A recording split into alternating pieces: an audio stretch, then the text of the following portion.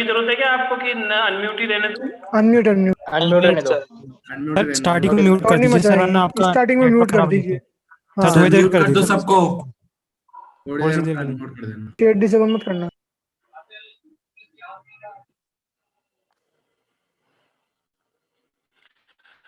तो स्टूडेंट्स, कल जो हमारा टॉपिक चल रहा था पर्सनैलिटी। पर्सनैलिटी को अपन ने कल जब स्टार्ट करा था तो पर्सनैलिटी के अंदर फर्स्ट था डायमेंशन ऑफ पर्सनैलिटी। तो मैंने लिखा था physical dimension, mental dimension, social and emotional dimension. तो डायमेंशन मीन्स क्या? डायमेंशन आयाम है ना। तो ये आयाम वर्ड थोड़ा ज्यादा टिपिकल है, हिंदी वर्ड है, पर डायमेंशन अपन एक नॉर्मली वर्ड है। अब मेरे को किसी बच्चे ने कहा भी था कि सर पहले अपन इसको एक्सप्लेन करें, तो मैं आज इसको पहले एक्सप्लेन करके यहां से स्टार्ट कर रहा हूँ। फिजिकल डायमेंशन का मतलब ये है कि जो कोई भी अपन जब भी किसी बच्चे को देखते हैं कि या किसी भी पर्सन को देखते हैं तो सबसे पहले जो उसका फिजिक होता है, उसका जो फिजिकल स्ट्रक्चर है, वो उसका एक इंप्रेशन क्रिएट करता है, उसकी पर्सनैलिटी क्रिएट करता है ना। तो ये इसलिए यहाँ पे बोला जाता है फिजिकल डायमेंशन। मतलब we mean the first impression created by the appearance of the person. Physical, उसका फिजिक कैसा है, उसकी हाइट कैसी है, उसकी पर्सनैलिटी कैसी है, तो उसके ये हो गया फिजिकल डायमेंशन, जो उसके फिजिक को देख के लगता है। अपन सबसे पहले अगर किसी पर्सन से आप जब भी कभी मिलेंगे तो फर्स्ट सबसे पहले क्या उसके फिजिक के ऊपर ही, उसकी फिजिकल डायमेंशन से ही अपन उसकी एक पर्सनैलिटी का क्रिएशन करते हैं। सेकंड आता है, उसके बाद आती है जैसे आपके फिजिक के अंदर ये सब चीजें आ गई, आपकी लाइफ स्टाइल आ गया, आपकी एबिलिटीज आ गई, फिटनेस आ गई आपकी, इस तरह से।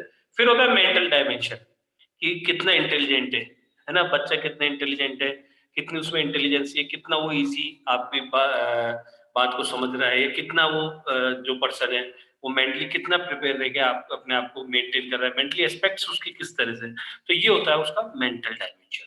उसके बाद आता है social dimension. Social dimension means जब आप सोसाइटी के अंदर रहते हैं तो आपका सोसाइटी में क्या आपका योगदान है, क्या आप मतलब उसके अंदर आपका लोगों से बिहेवियर कैसा है, रिलेशनशिप क्या है, तो ये सब चीजें आपकी होती है सोशल में। तो ये होते हैं उसके सोशल डायमेंशन। और इमोशनल डायमेंशन, इमोशनल डायमेंशन होता है आपकी जो स्टेबिलिटी है। Stability means psychological stability. जैसे आपको एकदम गुस्सा आ गया, आप किसी से नाराज हो गए, या आप एकदम गुस्सा आ गया, आपको एकदम आप डिप्रेस हो गए, तो इस टाइम पे अपने आप को ऐसी सिचुएशन में जब अपने आप को अपन कंट्रोल करते हैं तो वो होता है आपका इमोशनल डायमेंशन। जैसे कोई बात हुई आपको, एकदम आप एंगर हो गए, आपने अपने आप को कंट्रोल कर लिया, इमोशनली अपने आप को कंट्रोल कर लिया, तो आप इमोशनली आपका एक डायमेंशन अच्छा है कि आप एक पर्सनैलिटी के रूप में काउंट होते हैं। ये आपका होता है इमोशनल डायमेंशन, जहां आपके इमोशनली जैसे एकदम आपको कोई एकदम आप नर्वस नहीं हुए अपनी किसी बात को लेके, आपकी कोई बात होगी तो आपने उसके बारे में सोचा, वापस स्टेबल, एकदम नर्वस नहीं। ये सब क्या होता है, जो आदमी से इमोशनली स्ट्रांग होता है ना, इमोशनली जो उसकी क्वालिटीज होती है वो होते हैं उसके इमोशनल डायमेंशन। ठीक है बेटे, ये बातें किसमें आती है, इमोशनल डायमेंशन में। इसके बाद नेक्स्ट हेडिंग डाल दीजिए type of personality. Types of personality.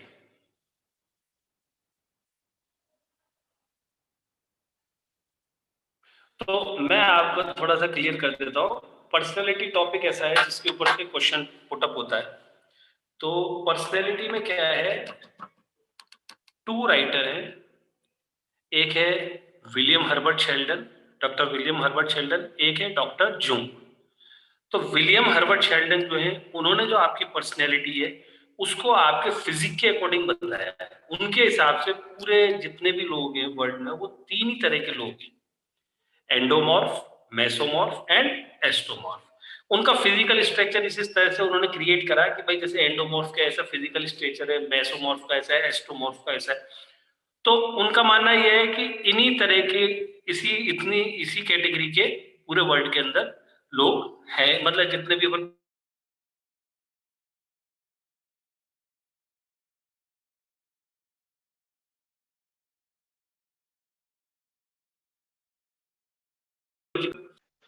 जो डॉक्टर जुंग है, डॉक्टर जुंग ने जो आपकी वर्किंग स्टाइल है, आपकी क्वालिटी है, आपके जो लाइफ स्टाइल है, उसके हिसाब से उस पार्ट को डिवाइड करा है।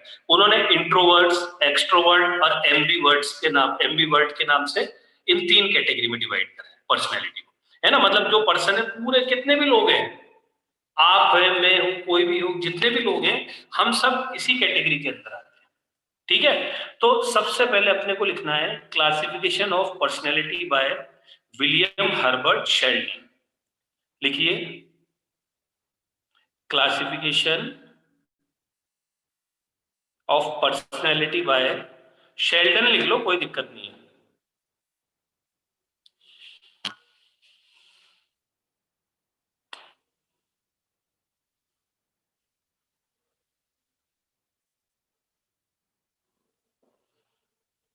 ये classification of personality by Sheldon, इसके 3 टाइप्स है। फर्स्ट लिखिए एंडोमॉर्फ, मैं लिख देता हूं।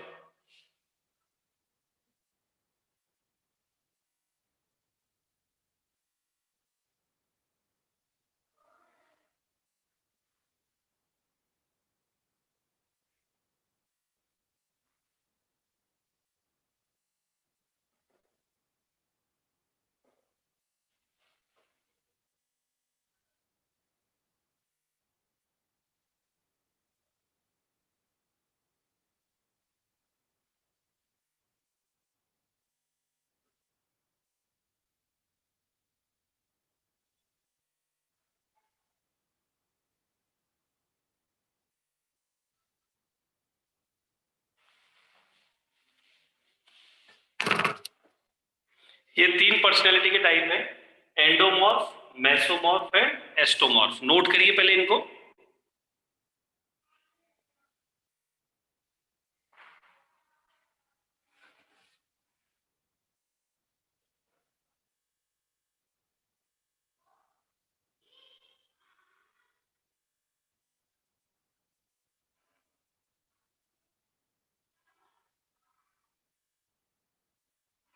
एंडोमॉर्फ ENDOMORPH, मेसोमॉर्फ MESOMORPH और एस्टोमॉर्फ। ये क्लासिफिकेशन है विलियम हर्बर्ट शेल्डन का, नोट करिए इसको आप।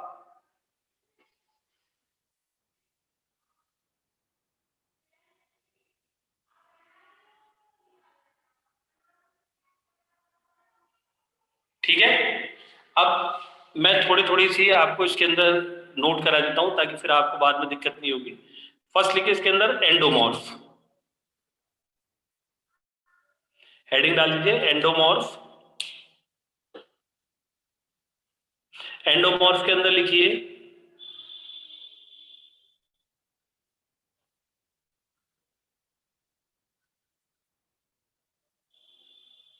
फर्स्ट लिखिए इसके अंदर दे have a tendency to gain weight easily and they have a tendency to gain weight easily and are fit for games such as weightlifting and powerlifting. Note करिए, they have a tendency to gain weight easily, they have a tendency to gain weight easily and are fit for games such as weightlifting and powerlifting. तो ये तो हो गया endomorph. इसका अपन इसमें ये भी होता है द पीपल, लिखना आपको जो मैंने लिखा है, मतलब ये जो लोग होते हैं जैसे वेट लिफ्टर हुए, रेसलर हुए, पावर लिफ्टर हुए, इन इवेंट्स के लिए ये लोग होते हैं। इनकी हाइट कम होती है, इनका लोअर पार्ट स्ट्रेंथेबल होता है, पर इनकी हाइट कम होती है, राउंडेड बॉडी होती है, राउंडेड और डेलिकेट बॉडी होती है इनकी, ठीक है। तो इनकी हाइट ज्यादा नहीं होती, इनकी हाइट कम होती है, और इनके जो जैसे स्मॉल लेग्स है, arms and round and delicate body होती है। पर इसमें अपन जनरली लिखते हैं they have a tendency to gain weight easily and are fit for games such as weight lifting and power lifting. ठीक है बच्चों। नेक्स्ट इसके बाद लिखिए मेसोमॉर्फ, MESOMORPH। ये नोट करिए MESOMORPH।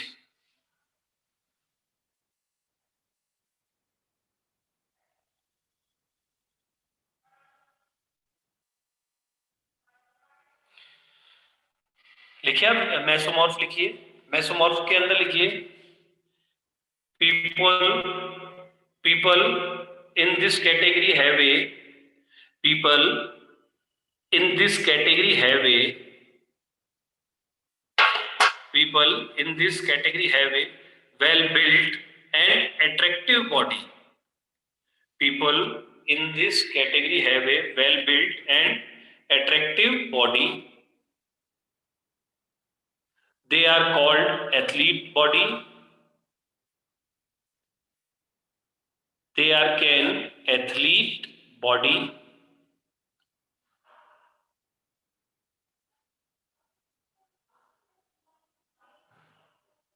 Such people can participate in any sports. Such people can participate in any sport. Such people can participate in any sport. Such उसके बाद नेक्स्ट लिखिए such people energetic, brave and dominating. Such people are energetic, brave and dominating. Note कर लिया बच्चों? Again मैं repeat कर रहा हूं, मेसोमॉर्फ में क्या लिखना है? People in this category have a well built and attractive body. They are called athlete body. Such people can participate in any sport. Such people are energetic, brave and dominating. यह आपको इसके अंदर लिखना है. नोट कर लीजिए. Simple से इसमें थोड़ा सा ये पॉइंट है. People is this category have a well built and attractive body. They are called athlete body. Such people can participate in any sports. Such people are energetic, brave and dominating. ठीक है. इसके बाद next heading लिखिए एस्टोमॉर्फ. ECTOMORPH.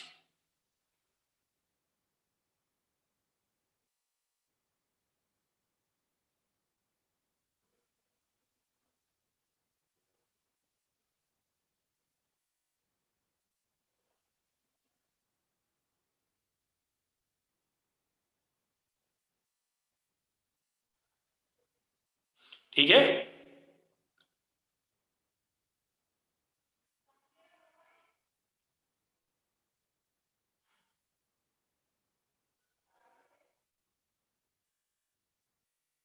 लिख लिया.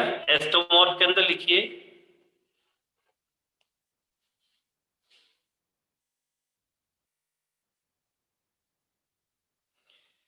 Their body parts. लिखिए एस्टोमॉर्फ.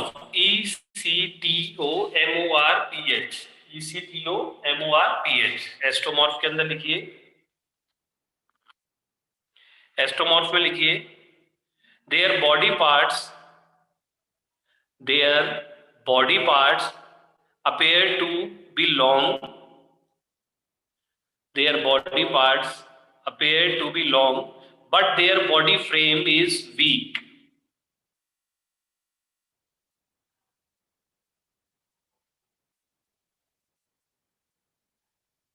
Their body parts appear to be long, but their body frame is weak.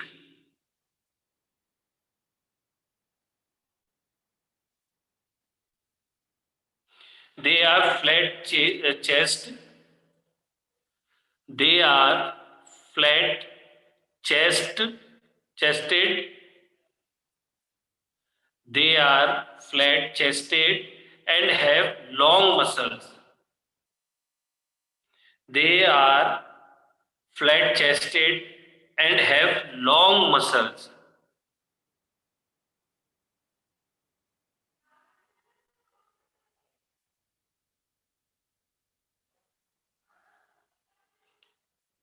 एक और लिखिए इसके अंदर.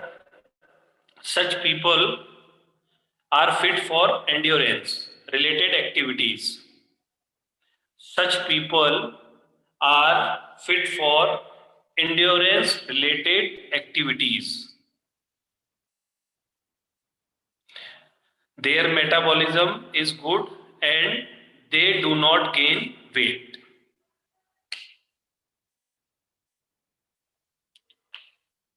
मैं अगेन वापस पूरा रिपीट कर रहा हूं. Their body parts appear to be long, but their body frame is weak. ठीक है.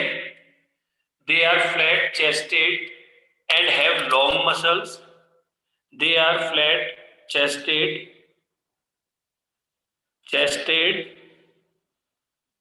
and have long muscle. Such people are fit for endurance related activities.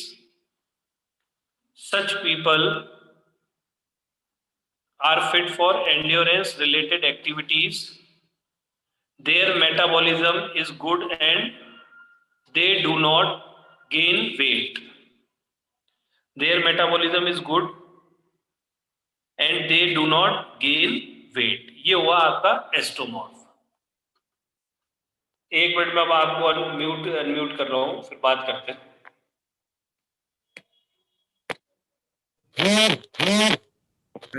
Weight lifting unmute रखा करो हो गया सर, हो गया. समझा देंगे. अब एक एक करके पूछो क्या प्रॉब्लम है. अरे वेट लिफ्टिंग और पावर लिफ्टिंग में क्या अंतर होता है? एंडोमॉर्फिक समझा दो सर. तो वेट लिफ्टिंग के अंदर जो एक्सरसाइज होती है, पावर लिफ्टिंग के अंदर स्नैच और ये सब आती है. वेट लिफ्टिंग ये अब पावर लिफ्टिंग में आती है डेड लिफ्ट और बेंच प्रेस और स्क्वाट आती है. वेट लिफ्टिंग में अलग एक्सरसाइज आती है, स्नैच, क्लीन एंड जर्क, ये सब. सुनो, इन पूरे मैटर का मतलब क्या है सुनिए. डॉक्टर जुंग का जो क्लासिफिकेशन है, इसके अकॉर्डिंग 3 टाइप का बॉडी स्ट्रक्चर होता है. वो एक पर्सनैलिटी का पार्ट होता है. इसमें फर्स्ट जो बॉडी पार्ट होता है वो होता है एंडोमॉर्फ. एंडोमॉर्फ के अंदर क्या होता है, उन जो पर्सन होते हैं उनकी हाइट होती है कम, बट उनकी लोअर पार्ट जैसे लेग्स में स्ट्रेंथ अच्छी होती है, लेग्स छोटे होते हैं. तो ये लोग क्या वेट लिफ्टिंग और इसमें काम आते हैं, इसके अंदर ही अच्छा कर जाते हैं और इनका वेट भी अच्छे से गेन होता है. मेसोमॉर्फ जो होती है, मेसोमॉर्फ वाले जो बच्चे होते हैं, मेसोमॉर्फ वाले जो बच्चे होते हैं उनका हाइट अकॉर्डिंग टू वेट होता है and weight according to height होती है. मतलब उसको आप एक एथलीट बॉडी कह सकते हैं. उसको आप किसी भी गेम के अंदर आप अगर अपन उसको कोई भी गेम वो बच्चा परफॉर्म करता है तो अच्छे से करेगा. एस्टोमॉर्फ जो बच्चे होते हैं, एस्टोमॉर्फ बच्चों की क्या होती है, हाइट तो बहुत ज्यादा हो जाती है. उनके अंदर जो बैलेंसिंग लेवल होता है, बैलेंसिंग लेवल वीक होता है, बहुत ज्यादा थिन होते हैं, पतले लोग होते हैं. और उनकी बॉडी के अंदर जो उनसे जैसे है ना लाइट बॉडी रहती है, हमेशा उनका वेट गेन नहीं होता. तो कोई भी जैसे इंड्योरेंस रिलेटेड एक्टिविटी जो होती है वो अच्छे से परफॉर्म करते हैं. ये इस तरह से एंडोमॉर्फ, मेसोमॉर्फ और एस्ट्रोमॉर्फ का बास्केटबॉल बोल सकते हैं है बेटे. एक्टोमॉर्फ में बास्केटबॉल एक्टोमॉर्फ.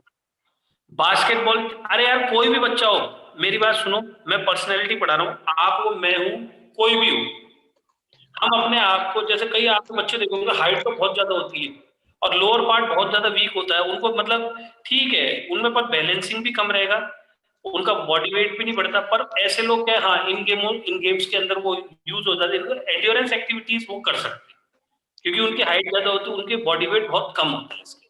ठीक है सर, बच्चों. एक्टोमॉर्फ का लास्ट लाइन क्या है? किसका? एक्टोमॉर्फ का. एस्ट्रो बेटा, इसके अंदर गेम्स कोई एग्जांपल नहीं है. ये तो अपन ने एंडोमॉर्फ के अंदर जो एग्जांपल दिए ना, वो ये बताया कि छोटी हाइट का जो बच्चा होता है वो कर सकता है. ऐसे तो बास्केटबॉल छोटी हाइट पे जो फीडर होते हैं, बास्केटबॉल खेला है आप लोगों ने कभी? सर बास्केटबॉल जो Yes, sir. फीडर, वो फीडर की हाइट कम होती है तो इसका मतलब ये थोड़ी कि बास्केटबॉल नहीं खेल सकता. ये तो डॉक्टर जो विलियम हर्बर्ट शेल्डन है, इन्होंने इस तरह से डिवाइड करा है कि इस फिजिकल स्ट्रक्चर वालों को इस तरह से इन्होंने डिवाइड करा है. आप सब कौन सी कैटेगरी में आ रहे हैं इसमें से? मेसो. सर मैं तो किसी कैटेगरी में नहीं आ रहा. किसी में नहीं, एंडोमॉर्फ. किसी में नहीं सर है. किसी में भी नहीं आ रहा. सर ये जो एंडोमॉर्फ है, सर एंडोमॉर्फ में हमें ये लेस हाइट और ये सब लिखने की तो जरूरत नहीं है. More power in the lower body. नहीं, इतना नहीं, जितना मैंने लिखा है इतना ठीक है. ये तो बहुत छोटा है एंडोमॉर्फ को. बाकी मेसोमॉर्फ का ही थोड़ा आता है. मेसोमॉर्फ क्या, थोड़ी एथलीट बॉडी होती है, अट्रैक्टिव बॉडी होती है, तो इसके अंदर अपन, बाकी तो इतना इसके अंदर कुछ नहीं होता. सर ये तो बाय बर्थ थोड़ी माना जाएगा. सर ये तो हम डेवलप भी कर सकते हैं. हैं? ये तो सर हम बाय डेवलप भी कर सकते हैं, बाय बर्थ थोड़ी जरूरी है. नहीं, बाई बर्थ से थोड़ी काउंट करा है. बाई बर्थ में हाइट का कैसे पता चलेगा? ये तो नहीं सर, मतलब हाँ, ये तो हम खुद ही बना सकते हैं ना. मतलब कहने का मतलब तो ये है ना बेटा, आप समझे नहीं, कुछ चीजें जो आपकी नेचुरल, जैसे आपकी हाइट है, ये सब चीजें जो चल रही है, आप हाइट नहीं कर रहेंगे, उसको कितना आप डेवलप कर लेंगे, ये तो एक बात की बात होती है। पर जैसे अपन जब एक जगह कहीं पे आप 20-21 साल बाद आपकी एज जब 20-21 होती है, जब आपको क्लियर हो जाए भाई हाइट अब बढ़नी नहीं, तब अपन एक पर्सनैलिटी का पता लगाते भाई इस तरह से ये अपन इस कैटेगरी में, ठीक है। और कभी कभार जैसे ये डॉक्टर जुंग ने जो करा है ना, बहुत बड़े लेवल पे करके आया है, इसको आज आप सिलेबस के अंदर पढ़ रहे हैं, तो कोई सर ऐसे ये डॉक्टर जूम था, डॉक्टर विलियम हर्बर्ट शेल्डन। ये डॉक्टर विलियम हर्बर्ट शेल्डन का है फिजिकल वन। जुंग कब आएगा? Yes sir. इन तीनों पर शॉर्ट नोट भी हो सकता है सर 3 मार्क्स में? नहीं, 3 मार्क्स में शॉर्ट नोट नहीं आता है, तो सीधे आता है एंडोमॉर्फ, मेसोमॉर्फ और एस्ट्रोमॉर्फ का। इसके बाद अब डॉक्टर जुंग का जो क्लासिफिकेशन है ना, इसके बाद डॉक्टर जुंग का क्लासिफिकेशन है जिसके अंदर इंट्रोवर्ट्स, एक्सट्रोवर्ट्स और एम्बीवर्ट्स, इस तरह से 3 पार्ट में डिवाइड करा है। उसमें मैं आपको उसके अंदर मैं आपको नोट नहीं कराऊंगा, मैं आपको केवल उसको एक्सप्लेन करूंगा, है ना, कि उसके अंदर किस तरह के लोग रहते हैं, ठीक है। बट कर्ल पर्सन क्या कौन है बेटे? Curl person? किसके बेटे? सर मेरे बुक में जैसे दिया हुआ अकॉर्डिंग टू कर्ल पर्सन। आपकी बात नहीं समझा मैं अभी तक।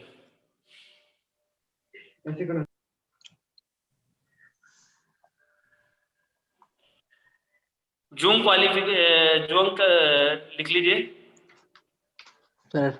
म्यूट मत डॉक्टर करना। जूम का स्पेलिंग क्या है? ZOOM? यही doctor Jung, Jung classification JUNG।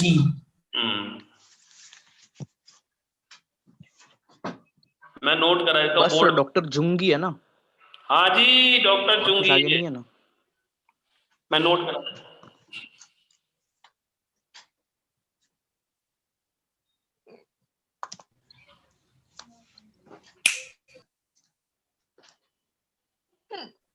CG Jung. Classification of personality. Sir book में CG जुंग लिखा हुआ है। अरे कार्ल वो सब पार्ट आप डॉक्टर जुंग के नाम से कर लो। ठीक।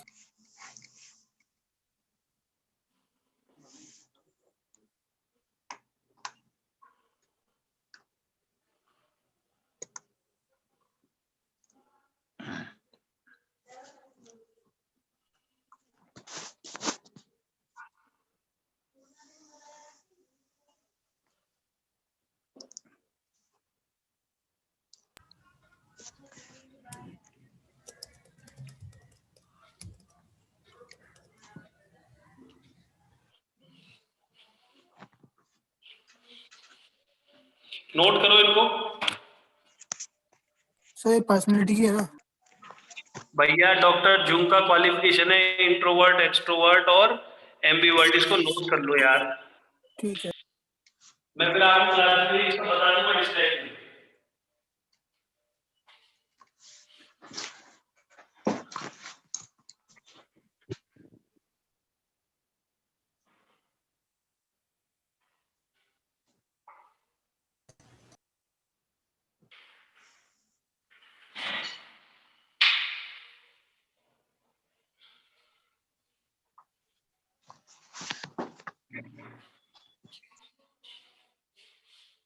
नोट कर लिया?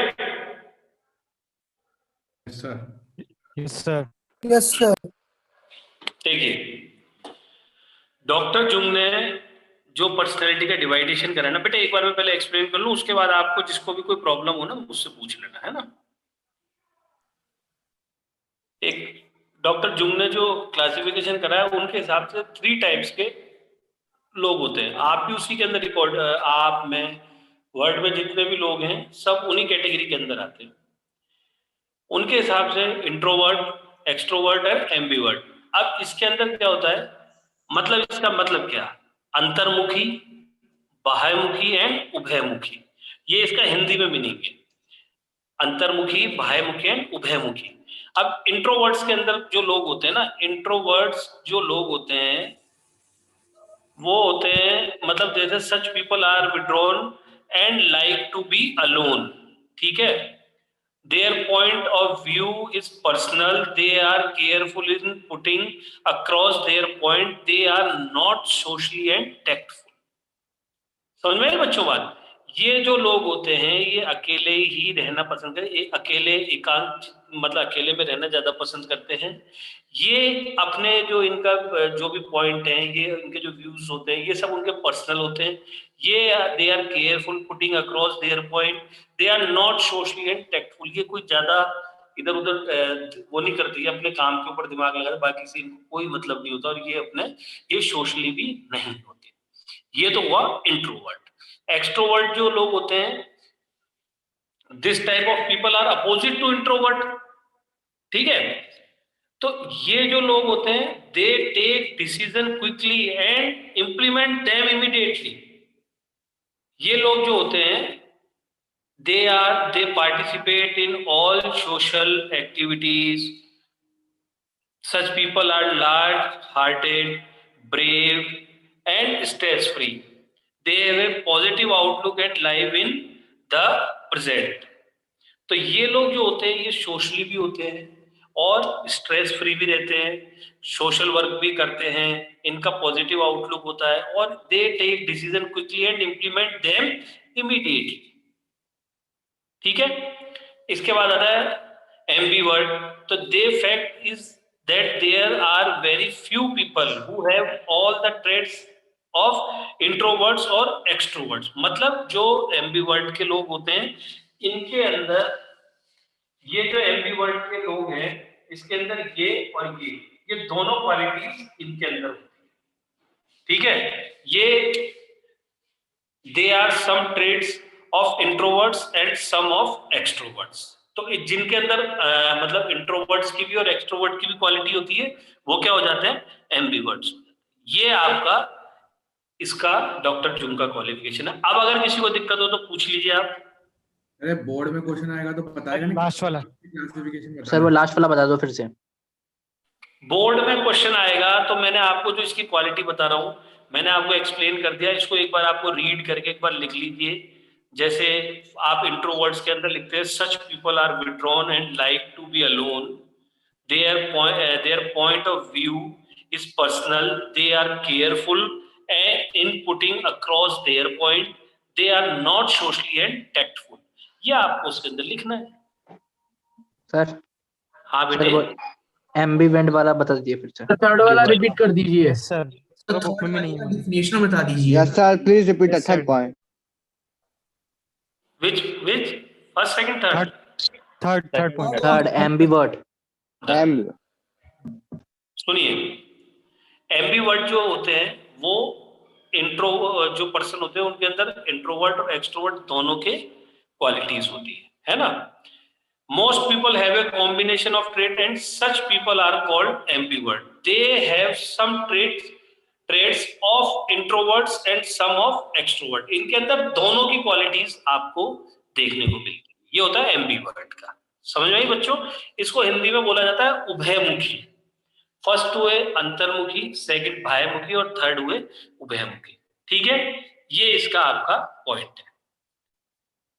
हो गया बेटा क्लियर? इतने ही सर बस इनके लिए। सर ये type A, type B personality और टाइप सी ये सब। ये हट गया बेटा, पहले था आपके ये। Okay sir. एम्बीवर्ट्स का सर लिखाओगे नहीं क्या? लिखेंगे? इसको एम्बीवर्ट्स का डिफिनेशन एग्जाम में क्या लिखेंगे? अरे यार सर एम्बीवर्ट यही लिखेंगे ना कि दोनों में सर एक एम्बीवर्ट्स दोनों में सर एक टाइप्स साइड होते हैं, से इंट्रोवर्ट्स और definitions। एक्सट्रोवर्ट्स के। आपको अगर इसका इस हिसाब, आप इसको बुक को थोड़ा बहुत रीड कर रहे हैं कि नहीं कर रहे? पहले बताइए, जो नोट्स भेजे थे आप। सर कर तो रहे हैं कर तो पर रहे बहुत हैं। बड़े बड़े नहीं नोट्स सर हैं। जब तक समझाओगे नहीं सर, सर कैसे हो ambivert- जाएगा? बहुत बड़े नोट्स है। एम्बिवर्ट कर ही रहे हैं, याद नहीं हो रहे। देखो अभी मैंने क्लियर करा, अभी भी याद नहीं हुए क्या? नो सर, आपने तो बस सर, यही बोला कि दोनों के सर ट्रेड्स आसानी होते से नहीं हुआ। हैं? हैं। आपने तो बस यही बोला कि दोनों के ट्रेड्स होते हैं। हाँ तो दोनों के बहुत ट्रेड्स ही थोड़ी तो होते हैं, मुश्किल है इसके अंदर और कुछ नहीं है एक्स्ट्रा इसके अंदर कुछ भाई। सर तो एग्जाम में यही लिख देंगे कि दोनों के ट्रेड्स होते हैं, या फिर कुछ और भी लिखेंगे? हाँ यही लिखना है, और क्या लिखोगे? तो सर एक लाइन बस। सर आपने जो पीडीएफ भेजी है उसमें सर एमबी वर्ड्स है ही नहीं पीडीएफ यस सर, में नहीं आपकी है वाली सर। में। हाँ सर, MB वर्ड है ही नहीं। सुनो जूम क्लासिफिकेशन ही नहीं है सुनो, उसमें। एक मिनट रुको, ग्रुप में होना आप सब, yes sir. Yes sir. Group में जी होना। सर। एक फोटो खींच के भेजता हूँ आपको, अभी तभी आपको क्लियर हो जाएगा। सर आपकी आवाज नहीं आ रही। हाँ भेजो। सर पुराने वाले जितने भी थे वो उनके भी भेज देना। पहले एक बार इसको पढ़ लो आप।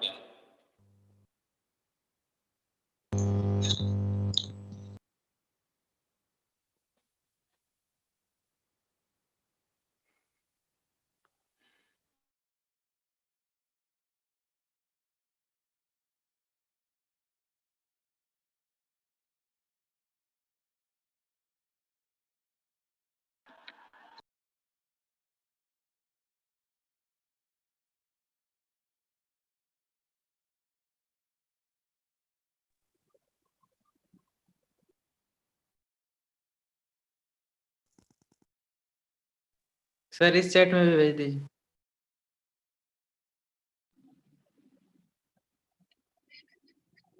सर YLBP PCM वाले में भेज दीजिएगा।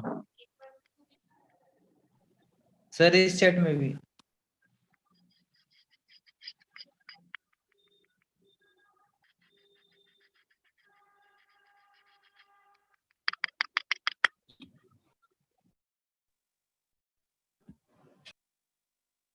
मिल गया सर।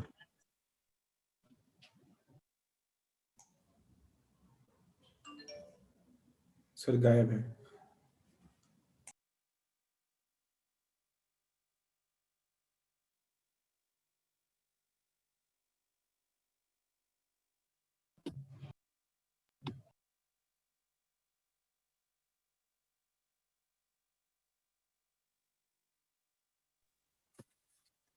यस सर, मिल गया। सर आप म्यूट हो।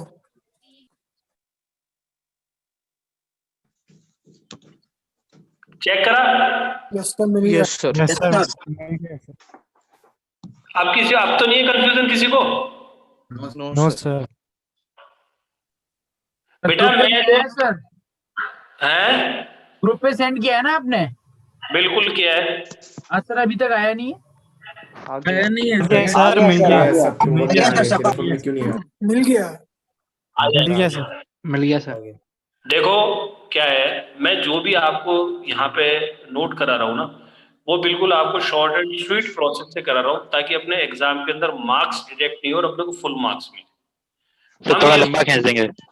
सुनो, आप ये सोच रहे हो मैं अगर बुक के ऊपर ही आपको डिपेंड हो गया ना कि भाई बुक ही बुक का लिखाता रहूं, तो मुझे ही पता है बुक में बहुत सारा दे रखा है, आप नहीं कर पाएंगे। मैं उसको बिल्कुल शॉर्ट एंड स्वीट करके इसलिए लिखाता हूँ ताकि आप उसमें लिखने का एफर्ट तो करो, आपको पता तो चले कि मेरे क्या गलती है क्या नहीं है। अब ये मैंने आपको भेजे, जो आपको क्लियर मैंने बोला वही आपको इसके अंदर है ना? Yes sir. Yes sir. अब इसके बाद नेक्स्ट हेडिंग डाल दीजिए, टाइप्स ऑफ एग्रेशन। बस क्लासिफिकेशन और पर्सनैलिटी पूरे दोनों के हिसाब से बताना पड़ेगा। क्या? क्लासिफिकेशन और पर्सनैलिटी पूछेगा तो दोनों के हिसाब से बताना पड़ेगा। अरे वो पूछते हैं स्पेशल, वो सिंपल क्वेश्चन पर्सनैलिटी के अंदर आएगा ना, तो वो सबसे पहले पूछेंगे define the dimension of the personality, explain the, ये विलियम हर्बर्ट शेल्डन का ज्यादा पूछते हैं इसके अंदर। Sir types of aggression. वो कौन सी बुक था वो जो आपने भेजा? टाइप्स ऑफ एग्रेशन लिखना है क्या? हाँ एग्रेशन, एग्रेशन क्या होता है? एग्रेसिव बिहेवियर जो होता है। हाँ बेटे, आक्रामकता। आक्रामकता। सर वो कौन सा? बुक का नाम क्या है कौन सी बुक का? जिसका आपने फोटो भेजा सर अभी? सर उसी अभी वाली बुक का इसमें जो आपने- मैंने कौन सी बुक से भेजा? मैं तो आज ये जो मेरे को ये बुक मिली इससे पढ़ा रहा हूँ मैं। ये है फुल मार्क्स की बुक है, शायद फुल मार्क्स की बुक आई थी मेरे पास आज, मैं उससे पढ़ाने लग गया आपको। मेरे पास कोई फिक्स थोड़ी रहता है, मैं कभी भी बुक से मुझे मतलब नहीं, मैं तो टॉपिक से मतलब है। सर इसमें एक वो दे रखा है बिग 5 पर्सनैलिटी ट्रेट्स। है बिग 5 पर्सनालिटी ट्रेट्स। हाँ, वो बिग 5 थ्योरी मैं बताऊंगा वो कैसे करनी है, वो आपको रीड ही करनी है, उसका कोई वो ऐसा अल्टरनेट नहीं है उसके अपने पास। उसको मैं बताऊंगा, उसको बाद में एक टॉपिक आपको बुक से रीड करने के लिए मैं दूंगा, जिस तरह आपको करना है वो। आप लिखिए टाइप्स। सर आपने जो भेजा अभी तक आया ही नहीं सर। अरे यार अब मैं क्या करूं, बता दूं, मैं तेरे घर पे देने आ तू जाऊंगा। ग्रुप में नहीं है भाई। नहीं सर घर पे नहीं सर, ग्रुप में नहीं तू। बोल रहा हूँ मैं तो। तू आ ग्रुप में नहीं है भाई। आप ग्रुप में नहीं भगवान हो से दुआ मांग। नहीं सर ग्रुप में तो है ना सर। बेटे मेरे पर्सनल नंबर पे मैसेज कर दे, मैं अभी तेरे को सेंड कर दूंगा। Okay sir, thank you very much. Sir type था ना। सर अरे करें अपन इसको, पढ़ेंगे, स्टार्ट करें। पढ़ो सर। यस सर करिए सर। देखिए कई बुक्स के अंदर आपको एग्रेशन जो बहुत छोटा टॉपिक है, मैं पहले बताता हूँ आपको।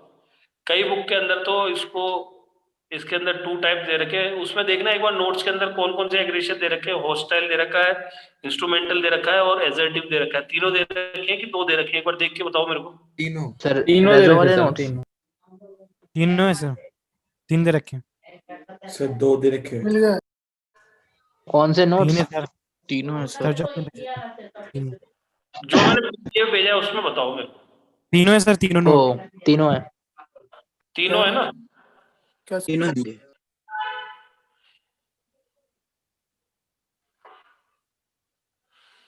उसके अंदर इसमें 2 ही दे रखे हैं आपके। चलो कोई बात नहीं, तीसरा भी लिखा देंगे। सर मेरे टाइप बुक ऑफ में 2 ही एग्रेशन है। इन स्पोर्ट्स लिखिए, हेडिंग डाल दो। Types of aggression in sports.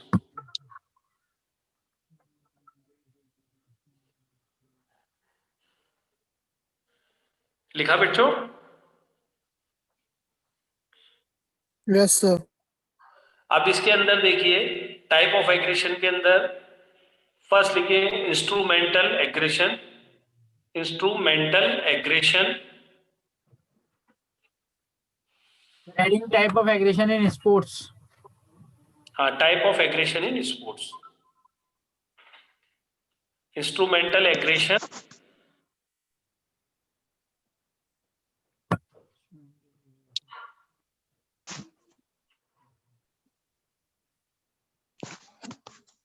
और सेकंड लिखिए hostile aggression. Hostile aggression.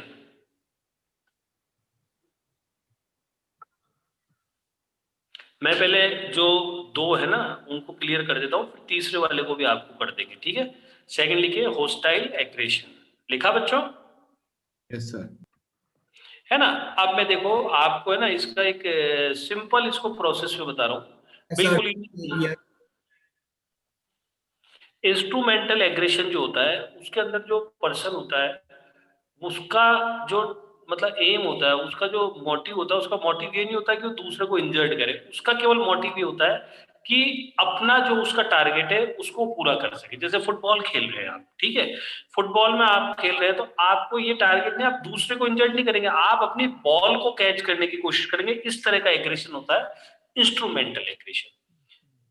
Then उसके बाद आता है होस्टाइल एग्रेशन। होस्टाइल एग्रेशन के अंदर क्या होता है, जो एक मिनट, होस्टाइल एग्रेशन के अंदर क्या होता है, जो पर्सन होता है उसका, होस्टाइल एग्रेशन के जो अंदर होता है उसके अंदर पर्सन जो होता है उसका मोटिव होता है कि जो सामने वाला प्लेयर है ना उसको इंजर्ड किया जाए, उसको इंजरी कराई जाए।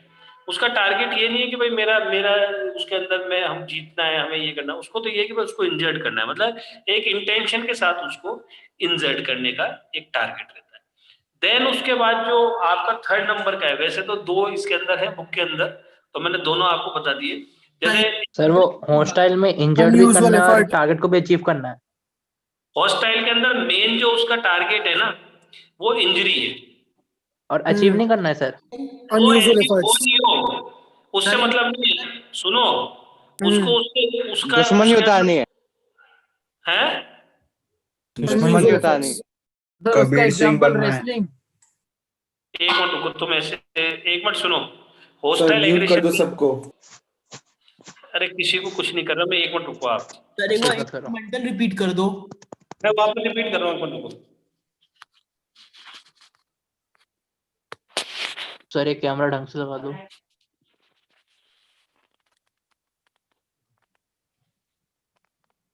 वीडियो रुक गया। सर ने रोकी।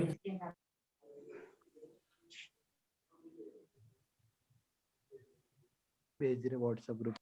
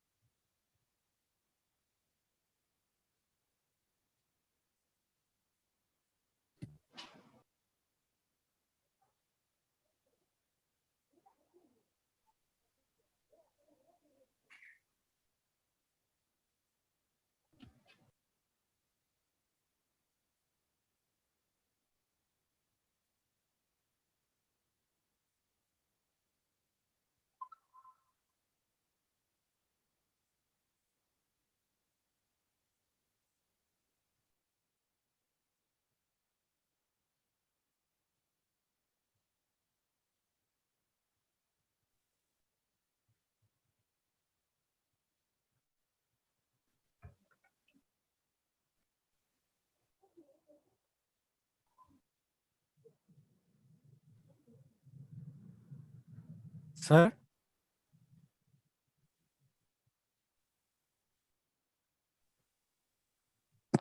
सर सर एक मिनट। नीचे लगा है। सर है ही नहीं। सर गए, निकल गए। चलेगा। सर गुस्सा होके छोड़ दिए क्लास। किस बात से? आ गए सर वापस। आ गए। सर म्यूट हो। सर आपका माइक म्यूट है सर आप। सर आपका नेट। सर फोटो ब्लर है।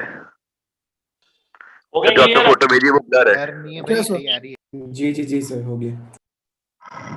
अब इसके बाद सुनिए, अब ये बच्चे ने एक ने और पूछा है, इसके अलावा एक और कई बुक्स के अंदर देखा है एजर्टिव एग्रेशन।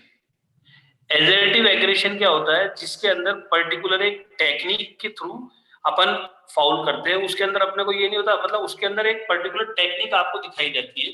जैसे आप गोल में किक मारने से पहले, जैसे तो आप गोल पे किक करना चाह रहे हैं या आपको फ्री किक मिली हुई है, तो आपने उससे पहले किसी पर्सन को इस तरह फाउल कर दिया कि जबरदस्त, मतलब वो एक टैक्टफुल तरीके से अपन जब किसी को रोकते हैं ना, टेक्निकली जब किसी को रोका जाता है तो वो उसकी एक पर्टिकुलर टेक्निक आपको सिखाई जाती है, वो होता है आपका एजर्टिव एग्रेशन। सर जब फुटबॉल में हम एक प्लेयर से दूसरे प्लेयर बॉल छीनना चाह रहे होते तब वो यही यूज करता है?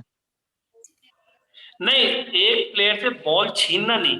जैसे ये जो मेरा, आप इसको बात समझिए, एजर्टिव के अंदर आपको एक इस पर्टिकुलर टेक्निक को ट्रेंड किया जाता है। जैसे आप बॉल लेके जा रहे हैं, शोल्डर पुश लगाते हैं कि नहीं लगाते हैं?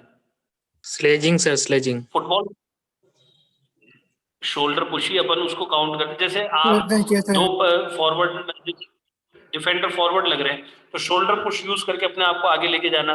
जैसे फ्री किक मिल रही है तो उससे पहले उसके सामने आके उसको रोकना, तो वो एक टेक्निकली तरीके से, मतलब एक पूरी टेक्निक के साथ कोच उसको टेक्निक करता है कि इस तरह से अपन उसको पर्सन को रोकते हैं, वो होता है आपका एजर्टिव एग्रेशन। समझ में आई बच्चों बात? हॉस्टाइल के अंदर इंजर्ड किया जाए, इंजरी के हिसाब से किया जाता है कि भाई प्लेयर को इंजर्ड किया जाए, उसको चोट पहुंचाई जाए उसके अंदर। और आपका जो फर्स्ट होता है इंस्ट्रूमेंटल, उसके अंदर इंजर्ड करना उसका टारगेट नहीं होता, उसका टारगेट होता है केवल अपना टारगेट अचीव करना। इसके अंदर हॉस्टाइल के अंदर इंजर्ड करना टारगेट, और थर्ड जो होता है उसके अंदर एक टेक्निकली तरीके से सामने वाले को टैकल किया जाता है। ये इन तीनों का डिफरेंस होता है। ठीक है बच्चों? तीसरे की रग्बी में हॉस्टाइल एग्रेशन होता है क्या? है सर रग्बी में हॉस्टाइल एग्रेशन होता है क्या? रग्बी में तो भैया हॉस्टाइल भी होता है। मैंने बता दिया ना, आप कभी भी कोई उसके अंदर खेले, अगर आप इंजरी पहुंचाने के हिसाब से खेल रहे हैं तो हॉस्टाइल है।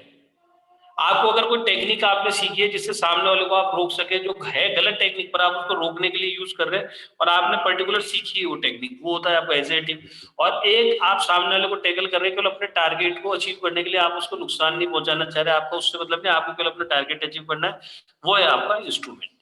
रेसलिंग में फिर पर्सन को ही पता होगा ना सर ये बात तो। किसको? जो पर्सन जो अटेम्प्ट करेगा तो केवल फिर उसी को हमें पता होगा फिर पर्सनैलिटी का जज कैसे कोई करेगा? ये पर्सनैलिटी थोड़ी है, एग्रेशन पढ़ रहे हो आप।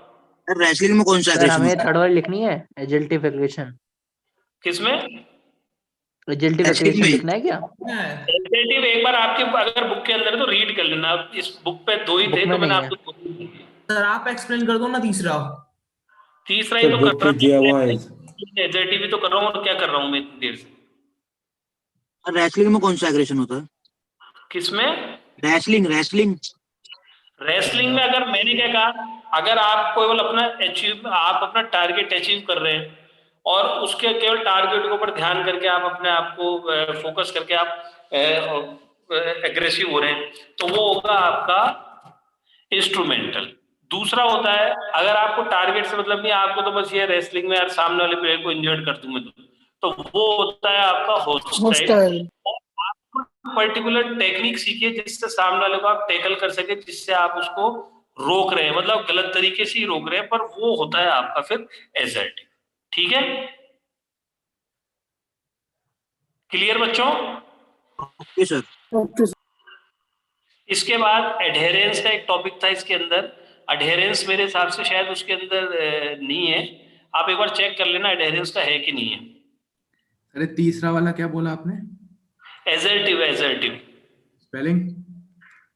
Assertive aggression. इसके अंदर है बुक के सर, अंदर दो है। लिखना नहीं है तो दो लिखने हैं आपको। सर आपने पीडीएफ भेजा उसके अंदर तो है। उसके अंदर है तो उसके अंदर फिर तो लिखना है अपने को, फिर ध्यान कर लो उसको। यस सर लिख। अच्छा, एक उसके बाद मैं टॉपिक दे रहा हूँ जिसको रीड कर लेना। हालांकि इस टॉपिक का मतलब इतना बड़ा टॉपिक नहीं पर्सनैलिटी का, यह आपको बुक में से रीड करना है। Big 5 factor personality theory, note कर लो, इसको रीड करना है बस। Big 5 factor personality theory. कौन सा 5 factor sir? Big 5 factor personality theory. BIG तुम बिग। ऑफलाइन कब से अटेंड करोगे भाई? सर नहीं आ तो सर रहे हैं सर। ऑनलाइन ही करेंगे। सर जो कोरोना की वैक्सीन हमें लग जाएगी। ऑनलाइन ही करेंगे। ऑनलाइन करेंगे सर। सर सुबह लेक्चर उसमें तो आते हैं। तो स्टूडेंट सर पॉजिटिव एग्रेशन पाए के गए। और भी फॉर्म दे रखे हैं sir, physical, verbal, mental. Sir online ही करा दो ना, हमारा कोर्स तो होने वाला। कोर्स तो प्रॉपर हो जाएगा, उसके बाद भी अगर आपको लगता है बाद में भी जब ऑनलाइन क्लास चले ना तो आप कर लेना। और भी कोई दिक्कत हो तो मुझे बता देना, जब ऑफलाइन बीच में फरवरी में मार्च में जब भी कभी आओ एक बार मिल लेना, मैं और भी कोई दिक्कत होगी वो आपको क्लियर करा दूंगा। इसके बाद सर वो क्या था? बिग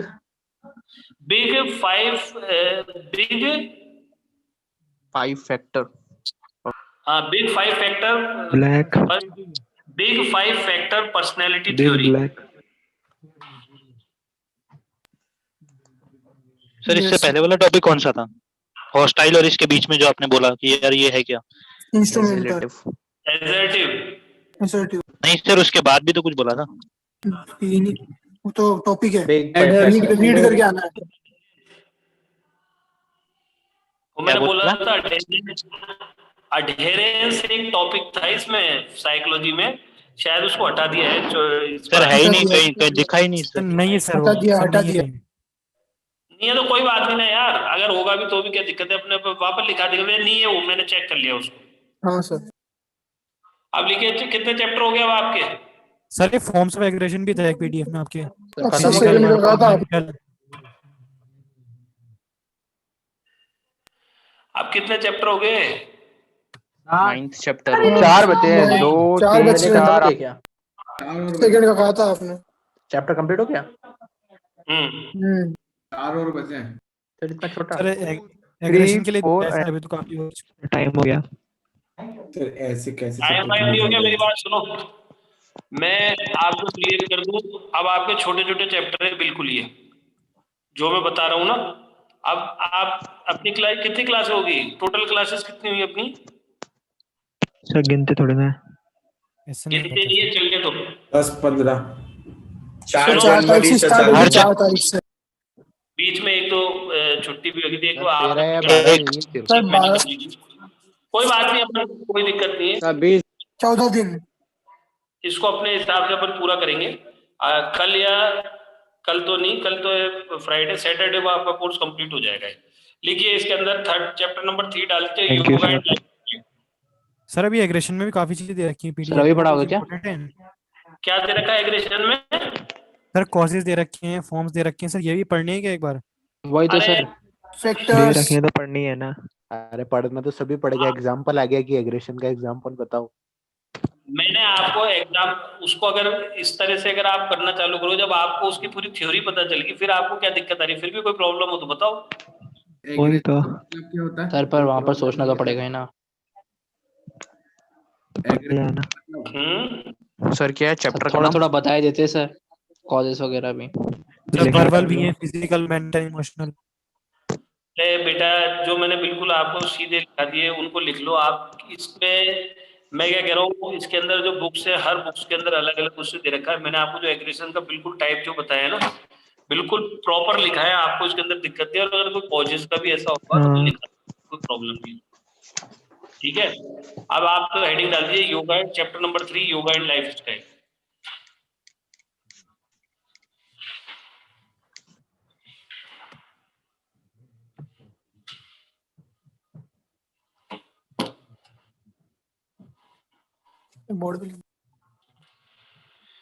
चैप्टर नंबर 3, एक मिनट।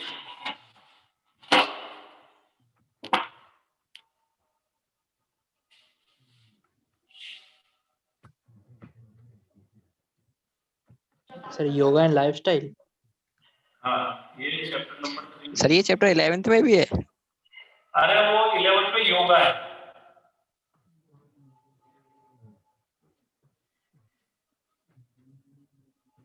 में भी है। वो जो बच्चे ने मेरे से पूछा ना, कॉजेज और ये सब दे रखे हैं, वो आपको मैंने जो पीडीएफ भेजा उसके अंदर दे रखे हैं, उस चैप्टर के अंदर, है ना? Yes sir. बाकी कहीं पे किसी वो उसको देख लेना अगर कोई है जरूरत सर बुक के अंदर। आप ये कर लो, बस आपका क्लियर है, कंप्लीट।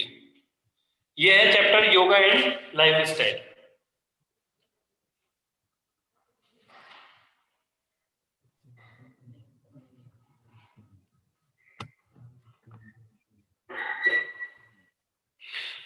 अब देखिए, चैप्टर का नाम है योगा एंड लाइफस्टाइल। मैं 2 मिनट इसकी समरी आपको प्रेजेंट कर देता हूँ। चैप्टर का नाम है योगा एंड लाइफस्टाइल। बस आप 11th जो बोला ना, 11th के अंदर तो पर्टिकुलर योगा और ये सब चीजें उसके अंदर थी। यहाँ पे ये योगा से रिलेटेड बात नहीं है। योगा एंड लाइफस्टाइल मतलब जो लाइफस्टाइल है वो, उसकी वजह से जो डिजीजेज हो रही हैं उनको मेंटेन करने के लिए कौन कौन से आसन किस किस डिजीजेज में काम आ रहे हैं, ये इसका इस चैप्टर का पर्टिकुलर समरिकल बेस है। जैसे आपके लाइफ स्टाइल में अगर प्रॉब्लम है तो जो आपकी डिजीजेज हैं वो बिल्कुल उसी सीक्वेंस में है। जैसे सबसे पहले ओबेसिटी होती है, फिर डायबिटिक, फिर अस्थमा, फिर हाइपरटेंशन एंड फिर बैक पेन। तो ये जो डिजीजेज हो रही हैं लाइफ स्टाइल की वजह से, इनके अंदर पर्टिकुलर डिजीजेज में कौन कौन से जो आसन है वो उसके अंदर वर्क करते हैं। इस चैप्टर के अंदर थोड़ा सा एक इस तरह से इसको बताया है कि भाई इसके अंदर ये वर्क कर रहा है, पर मैं इसको आपको लर्न करने का भी तरीका अपने अकॉर्डिंग बताऊंगा कि आप इस तरह से लर्न करेंगे तो आपको लर्न हो जाएगा, और इतने सारे आसन आपको लर्न करने की इसमें रिक्वायरमेंट नहीं होगी। फर्स्ट इसके अंदर, हाँ क्या बोल रहे हैं बेटे? कुछ नहीं सर। फर्स्ट हेडिंग लिखिए इसके अंदर, बेनिफिट ऑफ आसना। क्या सर, क्या है heading? Benefit of asana for prevention of diseases.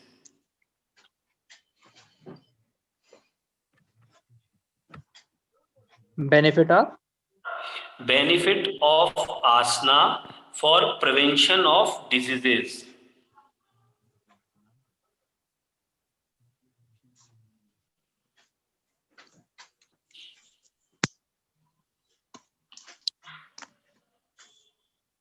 Yes.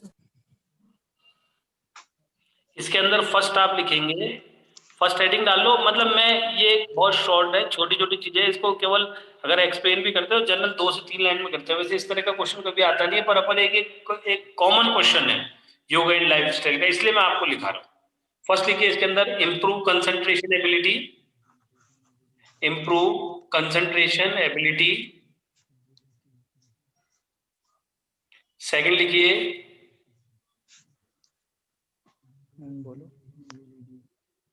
improve flexibility.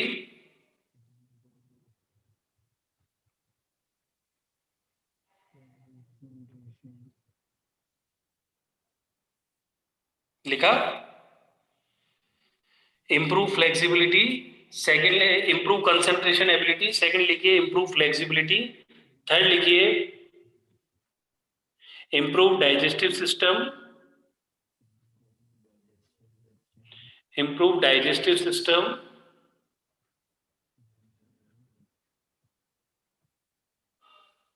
improve nervous system.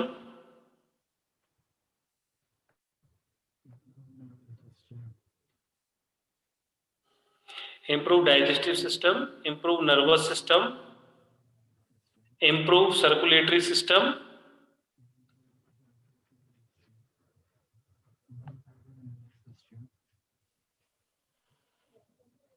improve circulatory system, improve respiratory system,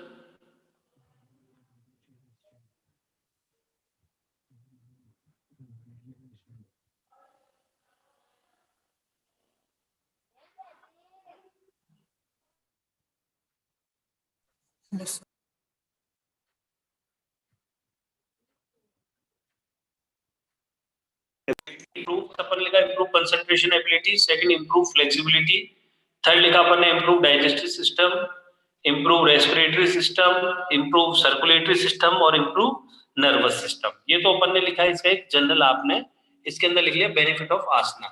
इसके बाद हेडिंग डाल दीजिए obesity.